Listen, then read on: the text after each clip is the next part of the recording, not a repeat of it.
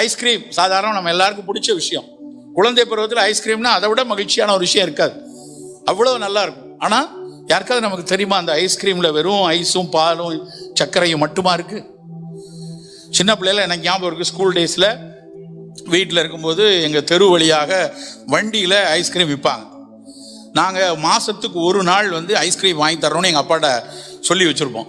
அது எப்படா வரும், அந்த ஒரு மணிக்கு ஒரு மணி அடி பண்டிங் மத்தியானம் ஒரு மணிக்கு அந்த மணி அடிச்சுட்டு அந்த வண்டி வரும்போது 2 குரல் வரும், பாலைஸ் கப்பைஸ் அப்படின்னு. பாரமவுண்ட் என்று நீங்கள் நினைவில் இருக்கிறது, பாரமவுண்ட் பாலைஸ் கப்பைஸ்னு விற்பாங்க.